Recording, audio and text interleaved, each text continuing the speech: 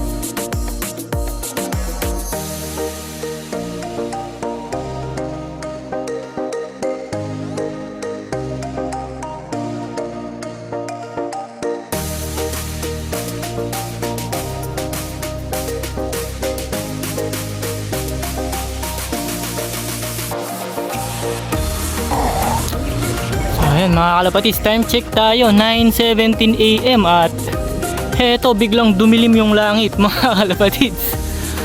Ayan. So sana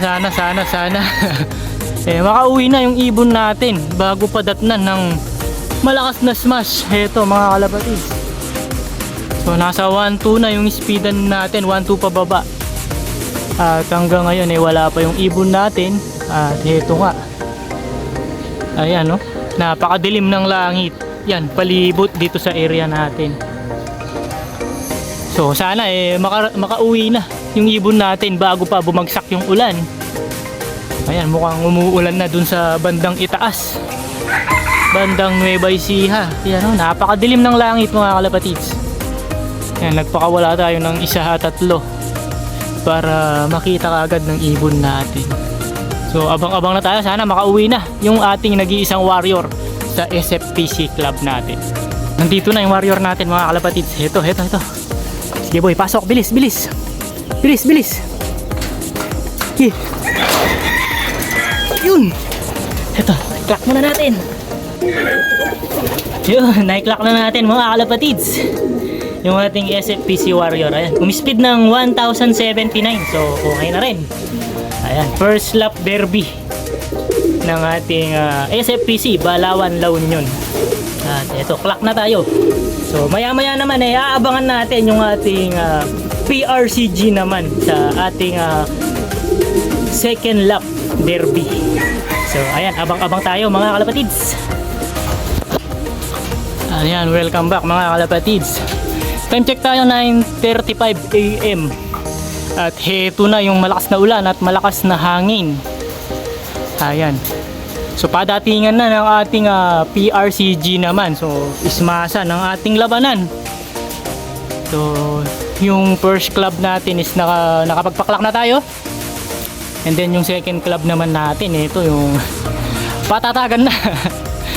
Patatagan na ng ibon mga kalapatids. Yan. Pero may nakapagpaklak na yung mga first dropper.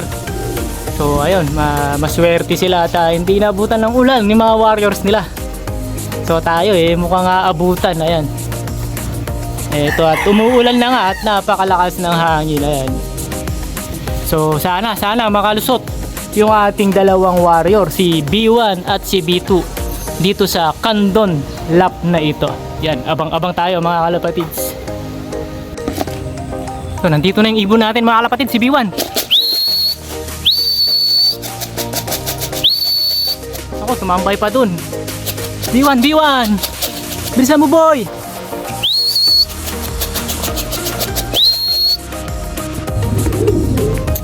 So yun, welcome back mga kalapatids.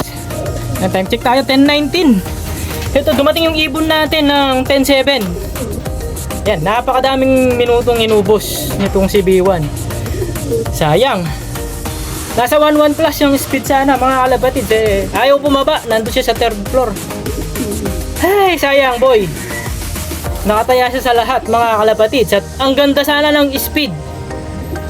At ayan, ayaw bumaba dito sa ating loft. So, di ko alam kung anong nangyari sa kanya. Ayan, ayaw niyang pumasok. 11 minutes or 12 minutes yung inubos niya, mga kalapatids. Hey, sayang boy, sayang. So, ayan, na-clock na lang natin siya ng 1079. Or 1079 yung kanyang speed. Ay, sayang. Daming inubos na oras. So ayan, abang-abangan pa natin si B2 at nakatag team sila. So sana dumating na kaagad si B2. Yan, nandito na si B2 mga kalapatids. Yun. Buti pa si B2, ayan, diretso kaagad landing board. Sige na boy, pasok na. Pasok na boy. Please.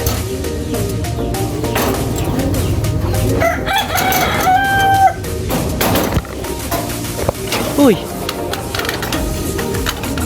Pasok na.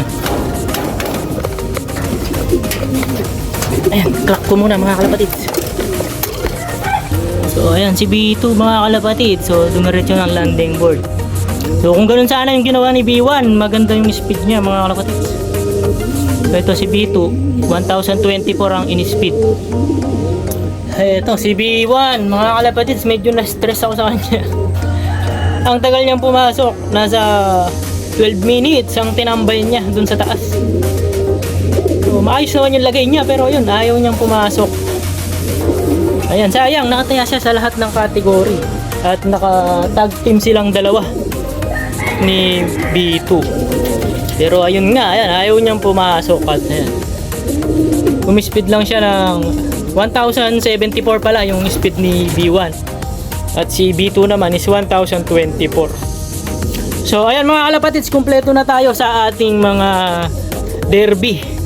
Kumpleto na yung mga warriors natin. So kanina, heto naman sa ating SFPC. Ito si Blue Bar White Ring natin. So anak ito ni Palawi. Yan, umispeed din siya ng 1079 din yata yung speed niya. Yan, ilalagay ko na lang sa screen yung mga speed nila. So ayan. Yan, medyo disappointed tayo kay B1 mga kalapatids. Ayan. Dahil ang tagal niyang pumasok. So hindi niya ugali yung mag-standby sa taas. Pero yun na nga, 3 times in a row naka-standby siya sa taas. Nung una, 2 minutes. Or almost, nung una pala, hindi ko siya nakita kagad na nandyan na. Yung pangalawa naman, naka-standby siya ng 2 minutes. And then ngayon, ito, yung pangatlo. 3 times in a row, mga kalapatids. 12 minutes naman yung in-standby niya. So, ayan. So, medyo disappointed tayo sa ugali ngayon ni B1 natin. So, ayan. So, ayusin natin. Gagawan natin ng paraan. So, palagay ko bibigyan ko na siya ng asawa para mas mabilis na siyang pumasok. So, hen nga pala itong ating mga warriors na to, no? So, bibigyan natin siya ng asawa. Yan, dahil tingnan nyo, namamaris naman na siya. So, bibigyan natin siya ng barakong-barako para isipin na lang niya pumasok kagad dito sa loob natin. So, gagawin natin siya ng motivation Yun nga, bibigyan natin ng kapares.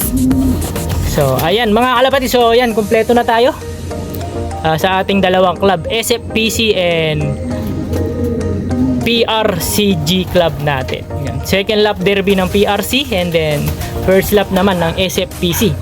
So ayan, clock lahat ng mga warriors natin sa ating dalawang club. So ayan mga kalapatid, so yun na lang muna yung update natin dito sa ating LOP.